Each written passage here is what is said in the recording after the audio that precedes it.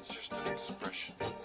Well, it's also an art. Yeah, rolling, like we're rolling down here. Fucking rolling. Season 2. Welcome to the Cali High podcast. I'm your host, Chen Zonica, and I've been a cannabis connoisseur for 50 years. Today we will talk about all things cannabis as they relate to California and beyond, from the history of buds in the state to laws that govern its use, how notable personalities of the industry and related arts, including music, shape the industry. We will bring you reports from dispensaries, cultivators, medical patients, and recreational users.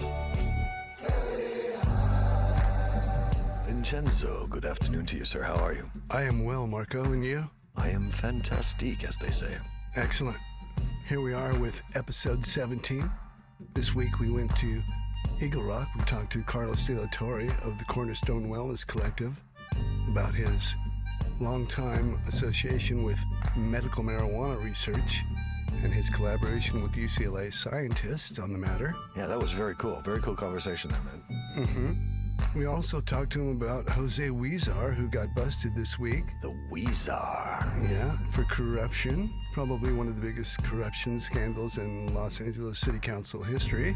Yeah, dude, with a name like that, I mean, it was bound to happen, don't you think? Yeah, well, he was also Carlos's council person for over 10 years, and Carlos had run-ins with him. So let's talk to Carlos. Here we go. Cali High is honored to be here with Carlos de la Torre of the Cornerstone Wellness Collective in Eagle Rock. Thanks for having us over, Carlos. Thanks for having me. Excellent. Welcome, guys. Yeah, been wanting to interview you for a while, and I'm really happy to have the opportunity. So why don't you tell us how you first got into cannabis? Oh, wow. So I got into the dispensary business about 13 and a half years ago now. Our old partner, Michael Backus, he was I was working in film. I was working as a producer. Michael was also working for Michael Crichton as a writer and as a film producer. And he just had a lot of love for cannabis. He was using it personally. So he, being the sort of mad genius that he is, he sort of kind of dove into learning as much about the science of cannabis as he could possibly learn. And he approached me and said, it was the old cowboy days. He said, listen, we're gonna open it. I want to open a dispensary. I want you to do it with me. We want to do it very different. We want to open a shop, hopefully make a pile of money, but we want to own the science. Yeah. Because everybody's supposedly doing this thing as a medical thing, and we really want to do that. So, we jumped in, we went around, looked for locations, and we found a cool little spot in Eagle Rock that would have us, and off and running. That was back in we signed our lease back at I think December of 2006, and we opened our doors in Eagle Rock on Eagle Rock Boulevard in like May of 2007. Yeah. Well, and you've been there ever since. We moved. We had to move because of all the after Measure M. We moved to another spot in Eagle Rock. So we've been at our new spot in Eagle Rock on Colorado for about 7 years now. So, Cornerstone is known for being heavily into the medicinal side of cannabis, and it has been focused on this for a while. As serious medicine, so can we talk about how Cornerstone is different from like a typical dispensary in that regard? Yeah, I mean, like I said, we really from the very beginning, we really poured ourselves into learning as much as we could about the medicinal values, about the therapeutic values of cannabis. In the early days, we had we set up an advisory board. We had a couple research scientists from UCLA. And, we just really tried to learn as much about its values as we could so that we could, pass that information on to our patients. So over the years, that's been sort of the lane that we've driven in. We've developed a reputation for being that. And back in 2009, we started making our own version of Rick Simpson's oil. So we've been doing, we call it the healing oil, the Cornerstone healing oil. We've been doing it in various ratios for, several years now, well over a decade. And, people have driven from Palm Springs, from San Diego, from, Malibu. They come and see us still to this day because they know that they're going to get a level of service and quality of care and information back in, I think, 2014, we hired a researcher. A lot of our patients have a lot of interesting questions for us, so we try to answer those questions as best as we could. So we found a researcher that was willing to go out and scour all of the latest and greatest scientific information on different things. So we've got over about 110 published articles on our open source website on different, medical cannabis related subjects. Anything from breast cancer to the endocannabinoid system, to how cannabis can affect various different conditions that a person might have, good or bad. It's not always just like pro cannabis. It's just kind of tell it like it is. Every medicine has its ups and downs. And then actually in 2017, I think we were the only dispensary that I know of still that was able to get an IRB through Cal State San Bernardino. What is an IRB? An IRB is an institutional review board. So all kind of research that's done on anything, whether it's a human trial or a survey or whatever, for it to become like a legitimate research or a publishable research, it has to be done under the auspices of an IRB, either through university or a private, organization. And we hired a researcher, a chief researcher who was just getting her PhD over at Cal State San Bernardino, and through her, we were able to get an IRB. So at Cornerstone, for about a 2-year period, we had a voluntary group of over about 1,000 of our patients that were willing participants in the IRB, and we were able to collect an enormous amount of scientific data on cannabis and terpene profiles and how these specific terpenes and cannabis strains can affect different medical conditions. My partner Erica, she actually has gone and spoken on 2 separate occasions at the ICRS conferences. I think we were the only dispensaries ever invited to those. That's the International Cannabinoid,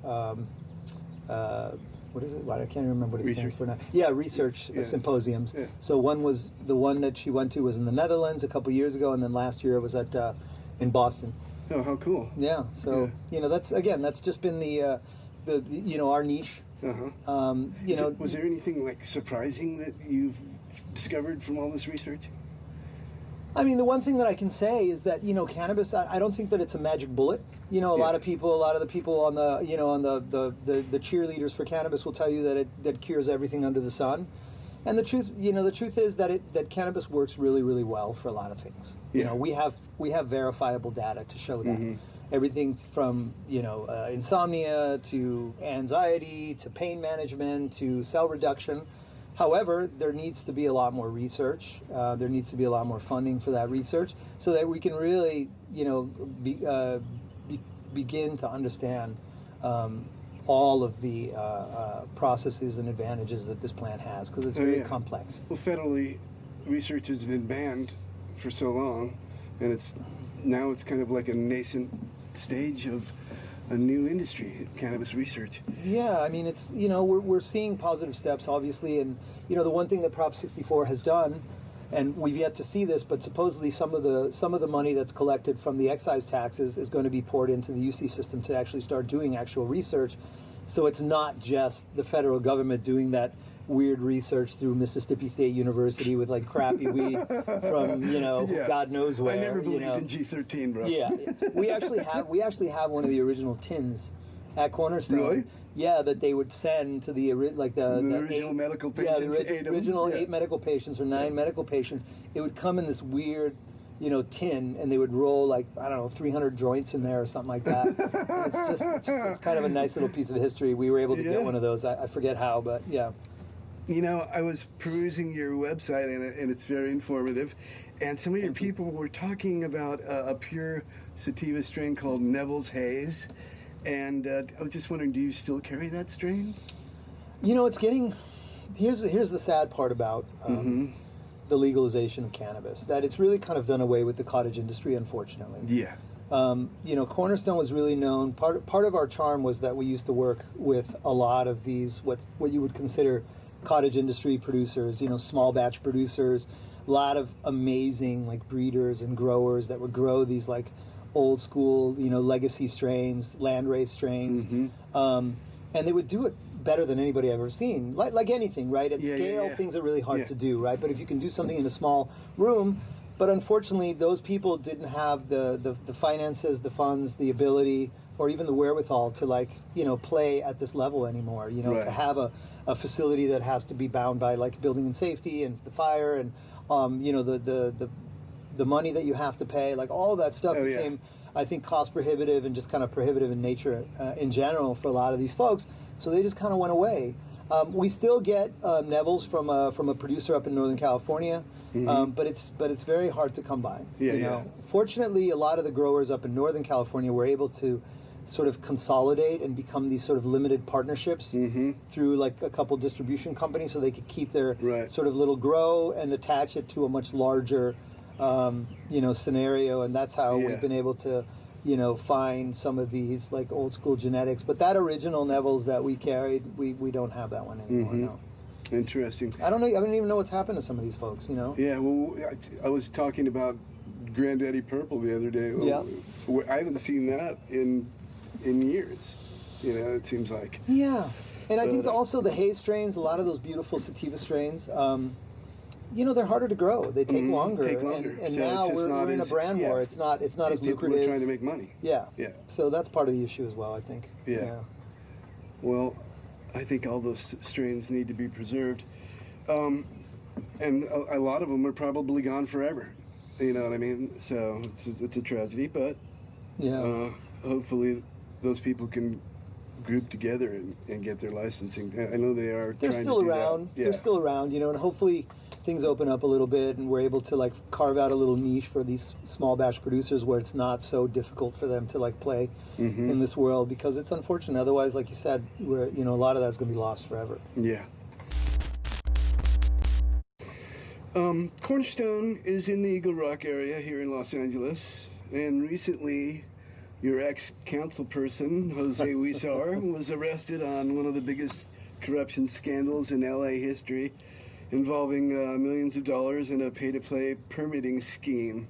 Huizar has been your council person since, 2006, I believe? He's been our council person the entire time. Yeah. And, when we opened our doors, he was the guy. He was actually termed out this year, but, we did a couple fundraisers for his wife. So they were planning on keeping the scheme going, really. And she hasn't been indicted yet, so I don't want to, say anything. And we were actually supporting her, but once that all came out, obviously that campaign went out the window. Yeah. And now Kevin DeLeon is going to be our guy, and we love Kevin. He's a smart guy. He's, we support him tremendously. But going back to Huizar, I think we've had a love-hate relationship with him from the beginning. Can we just kind of go through the timeline of that relationship? Yeah. So when he was our council guy when we first opened Cornerstone. We invited him to our shop I think it was about the end of 2008, and just kind of because there's a lot of misunderstandings in the industry back in the days, and there still are. They all just think they all thought we were a bunch of criminals and stuff. So we wanted to show them that we were different, that we how we worked with our patients, how we treated people, how we were collecting information, how our POS system worked. And so he was, I have to say that he was impressed, and so impressed that when the city started writing their interim control ordinance that got put into effect in 2009, he was actually sending us advanced copies for us to help, implement some of the rules and regulations that we had already implemented at Cornerstone. That sort of became the foundation of Measure M. Before that, Prop D. A lot of those rules and regulations were in there, based on a lot of the work that we at Cornerstone had done with Huizar's office and a couple of the other council offices and the city attorney. So we had a really good relationship there for a few years, even though there was this enormous proliferation of dispensaries that was starting to happen. Yeah. And then all of a sudden he became the guy that wanted to pass the ban. Right. In Los Angeles. And that was 2010 or 11? No, it was 2012. 12, right. Yeah. So we had, at that time, we were all members of an organization called GLACA, the Greater Los Angeles Collectives I remember. That's where I met you. Yeah, that's right. So we had already heard that this might be a possibility, so a handful of us had written a referendum to that ban in case, which we had in our back pocket. And so sure enough, Huizar basically got the council to agree that they wanted to basically have a do-over and ban cannabis in the city of Los Angeles, even though, such a large percentage of us were doing things the right way. So we put the ban referendum into effect, which overturned the ban, and I think that it really kind of pissed him off. And so he'll deny this, obviously, but everybody knows that it's what he did. He basically went to the field office of the DEA and told them to just go in and basically raid or just send letters and close down all the shops in his district. Right. So within a week's time or something like that, basically this DEA agent went in, sent letters to landlords, and then started knocking on doors. And within literally a very short period of time, within a week or something like that, I think he was successful in shutting down something like 60 or 70 dispensaries in the city of LA, whether they were legal or illegal. So Right. a bunch of us got wrapped up into that Right. thing unfairly. So obviously that put a deep strain on our relationship, as you can imagine. An understatement, yes. Yeah, we ended up having to move for a little while. Unfortunately, we were able to come back because we're members of the community in Eagle Rock. Yeah, yeah. A lot of my employees are from Eagle Rock. Hey, Mochi. And sorry, Mochi wants to be on That's camera. really cool. Yeah, this is my dog, Mochi. Say hi to Anyway, the Cali High audience. yeah. So so we had a kind of a tumultuous relationship back and forth, and then that kind of got smoothed over for a little while, and then Prop 64 became the law of the land, and it seemed like everything got squared away. But the irony is that for so many years they treated us like the criminals. You know, and like I'm just a small businessman. My partner and I were just small business people. We employ people from the community. We participate in the community. We give money to the police. We give money to the community. I own a house in the area.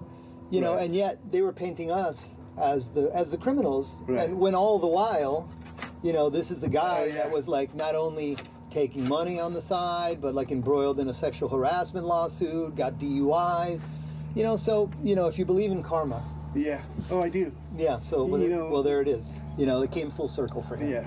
Karma is the Sanskrit word that means action. Yeah.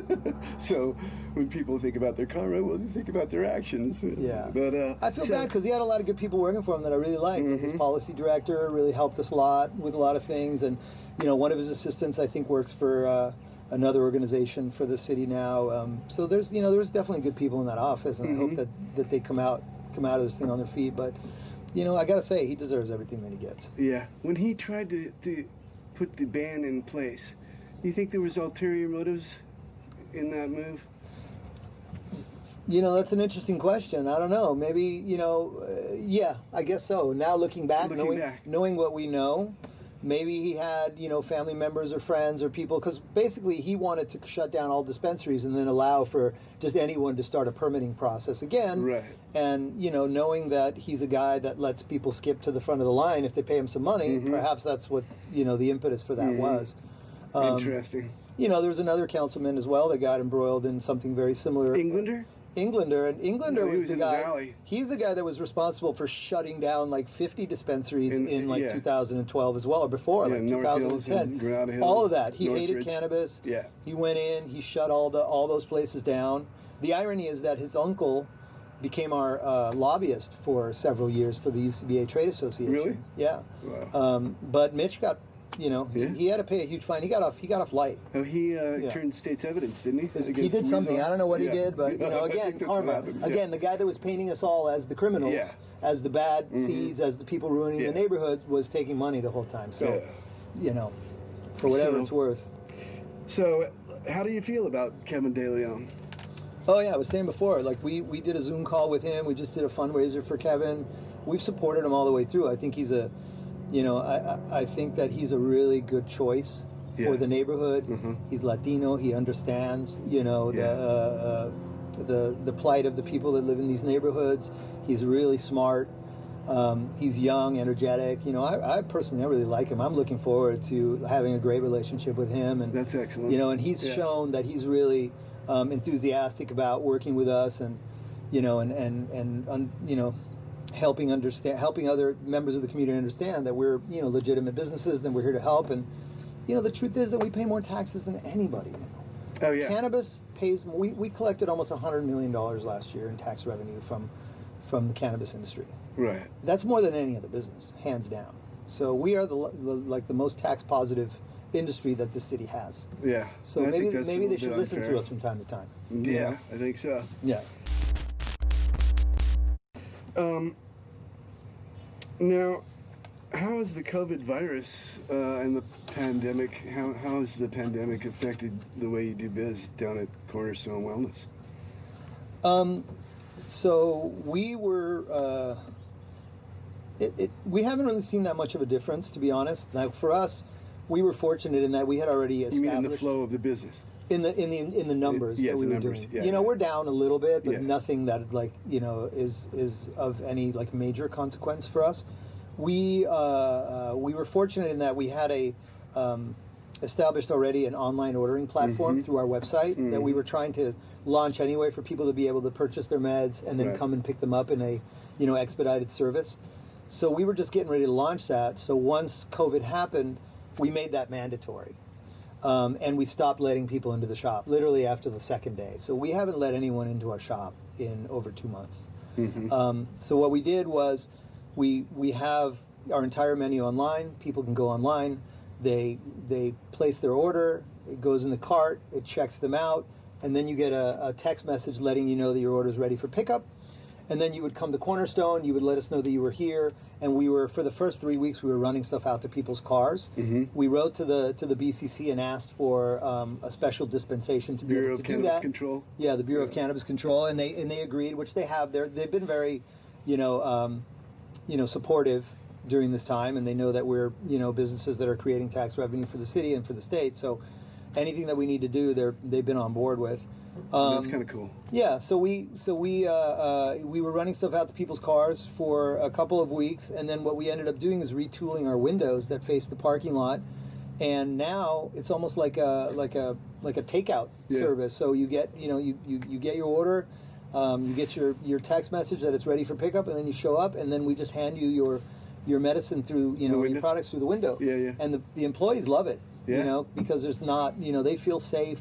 There's an extra barrier between the patients. Everyone stands 6 feet apart. The security guards manage the outside, and it's knock on wood. It's worked really, really well for us. Yeah, it's worked pretty well for us. So, and like everybody else, it's another one of these misconceptions, right? Everybody thinks cannabis is like blowing up, and everybody's making millions of dollars and stuff. It's just not true.